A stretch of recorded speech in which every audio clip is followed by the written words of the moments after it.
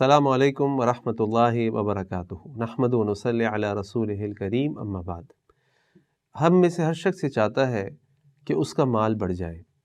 اس کی آمدنی بڑھ جائے،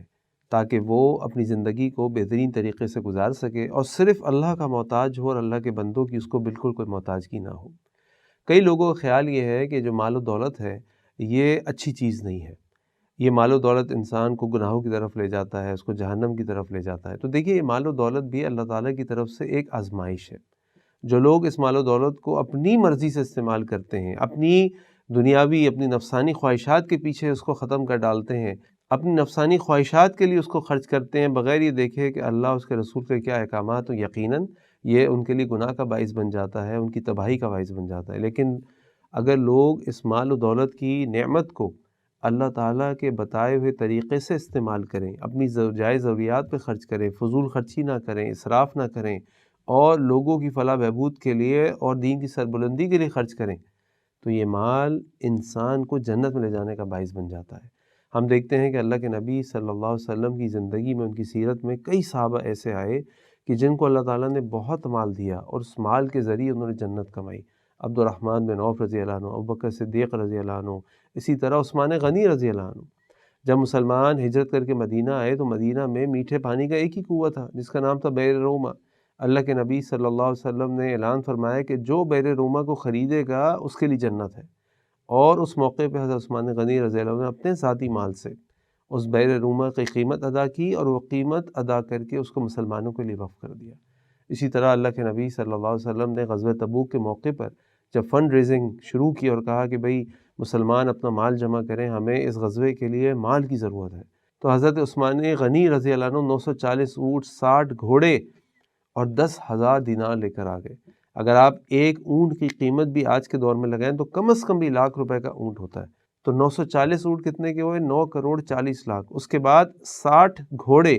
اس کے بعد 10,000 دینار، تو یہ 10 کروڑ روپے سے اوپر رقم عثمان غنی رضی اللہ عنہ یکمش اللہ کے نبی صلی اللہ علیہ وسلم کی خدمت میں انہیں لا کے پیش کر دی۔ اور اللہ کے نبی صلی اللہ علیہ وسلم نے اس موقع پہ فرمایا، ما ضر عثمان ما عمل بعد اليوم، کہ آج کے دن کے بعد عثمان کو اس کا کوئی عمل اس کو ضرر نہیں دے گا، عثمان فی الجنہ، عثمان جنت میں ہے۔ تو بات یہ ہے کہ اس رزق کو بڑھانا،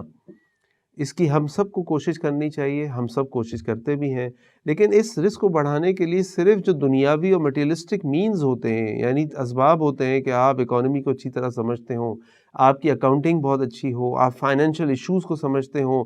آپ صحیح ٹائم پر پرچیزنگ کرتے ہو، صحیح ٹائم پر سیلز کرتے ہو، آپ کی دکان بہت اچھے طریقے سے سیٹ اپ ہو، آپ کی فیکٹری بہت شاندار ہو، یہ سب چیزیں بہت ضروری ہیں۔ لیکن ان تمام چیزوں کے ساتھ جو اور بہت اہم اسباب ہیں، وہ اسباب ہیں جو قرآن و سنت نے ہمیں بتائیں، اور وہ اسباب انشاءاللہ میں آپ کے سامنے ذکر کروں گا۔ ان میں سے جو سب سے پہلا سبب ہے وہ ہے شکر۔ اللہ تعالیٰ کا فرمان ہے، لَإِن شَكَرْتُمْ لَأَزِيدَنَّكُمْ، اگر تم اللہ کا شکر ادا کرو گے حقیقتاً تو لازماً اللہ تعالیٰ تم کو اور دیں گے۔ یعنی انسان کسی بھی حالت میں ہو، لیکن اگر وہ اللہ کا شکر ادا کرے، اپنے مال کے بارے میں، اپنی صحت کے بارے میں، اپنے گھر والوں کے بارے میں، اپنی پوری زندگی کے بارے میں، اللہ تعالیٰ اس کو اور دیں گے۔ اور یہ شکر اتنی بڑی نعمت ہے، اتنی بڑی نعمت ہے کہ جس کو یہ شکر حاصل ہو جائے اس کو حکمت حاصل ہو گئی۔ اللہ تعالیٰ نے قرآن میں لقمان علیہ السلام کا ذکر کرتے فرمایا، وَلَقَدْ آتَيْنَا لُقْمَانَ الْحِكْمَةَ أَنِ اشْكُرْ لِلَّهِ، کہ اللہ تعالیٰ فرما رہے ہیں کہ یقیناً لقمان علیہ السلام کو حکمت عطا کی گئی، اور وہ کیا حکمت تھی؟ أَنِ اشْكُرْ لِلَّهِ، کہ وہ شکر ادا کرے اللہ کا۔ وَمَن يَشْكُرْ فَإِنَّمَا يَشْكُرُ لِنَفْسِهِ، تو جو شکر ادا کرتا ہے وہ تو حقیقت میں اپنے لیے شکر ادا کرتا ہے، کیونکہ اس کو سکون حاصل ہو جاتا ہے۔ اللہ کے نبی صلی اللہ علیہ وسلم کی حدیث آپ نے فرمایا، عجبا لامر المؤمن، عجیب ہے مومن کا معاملہ، ان امرہ کلہ لہ خیر، اس کے تمام معاملات میں اس کے لیے خیر ہے، اور یہ مومن کے علاوہ کسی کے لیے بھی نہیں ہو سکتا۔ کیوں؟ وَإِنْ أَصَابَتْهُ سَرَّاءَ شَكَرَ، اور جب اس کے اوپر کوئی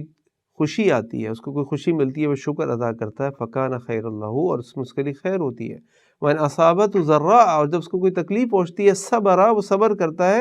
وَكَانَ خَيْرًا لَهُ، اور اس کے لیے اس کے اندر خیر ہوتی ہے۔ یہ مومن کا معاملہ ہوتا ہے کہ مومن کو جب بھی کوئی تکلیف پہنچتی ہے، خوشی پہنچتی ہے، ہر حال پہ صبر کرتا ہے، اللہ کا شکر ادا کرتا ہے، اور یہ بات مومن کی ہے۔ پھر اللہ کے نبی صلی اللہ علیہ وسلم نے فرمایا،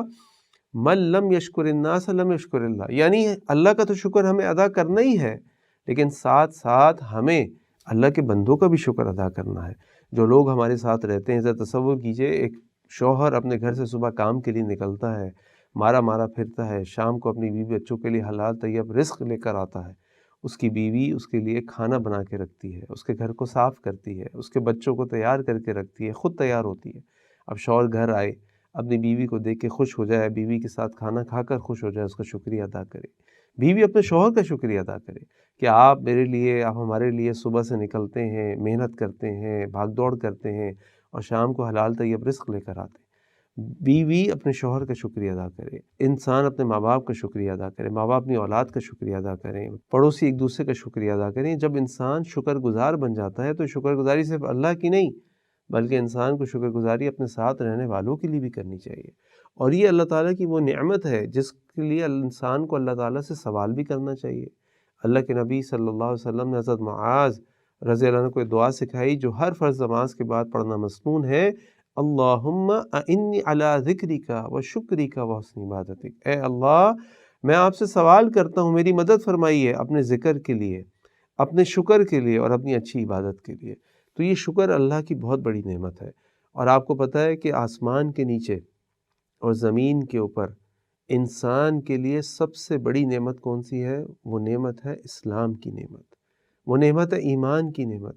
اس نعمت پر انسان جتنا بھی شکریہ ادا کرے اللہ تعالیٰ کا کم ہے۔ اللہ تعالیٰ سے دعا ہے کہ اللہ تعالیٰ ہمیں اپنا شکر گزار بندہ بنائے اور اللہ تعالیٰ ہمارے رزق میں اضافہ فرمائے۔ السلام علیکم ورحمۃ اللہ وبرکاتہ۔